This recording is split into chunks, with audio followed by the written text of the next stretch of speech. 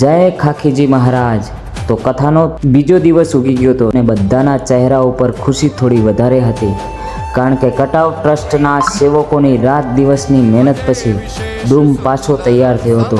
રાતે મોડા સુધી સેવકોએ કામ કર્યું અને ખુરશીઓની વ્યવસ્થા કરી, એટલે ડૂમ પાછો ઊભો થયો અને આજે કથા મોટા ડૂમમાં થવાની હતી।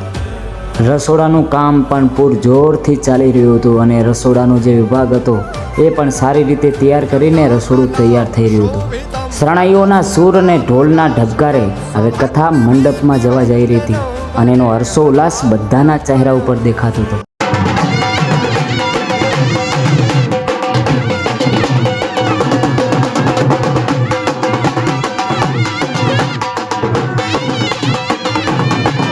લોકો સગવડોનો મોહ ભૂલી અને ફક્ત ને ફક્ત ભાગવત કથાના ડૂમમાં જવાની તૈયારી કરી રહ્યા હતા। અને તમે જોઈ શકો છો કે આ એ જ વિશાળ અને ભવ્ય ડૂમ છે જે કાલ સાંજ સુધી પાણીથી ભરેલો હતો અને આજે પાછો કથા માટે તૈયાર થઈ ગયો છે।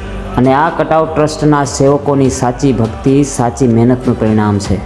અને હવે કથાકાર જોગીદાસ બાપુ પણ પધારી રહ્યા છે અને એમનું પણ ભવ્ય સ્વાગત કરવામાં આવ્યું છે। અને કથાના બીજા દિવસે તો ખરેખર આજે માનવ મહેરામણ ઉમટી પડ્યું હતું અને કાલ કરતાં સવાઈ વસ્તી હતી।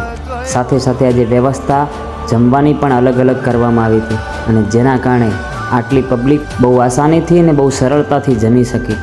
જય ખાખીજી મહારાજ, જય સિયારામ। મળીએ છીએ કથાના ત્રીજા દિવસે।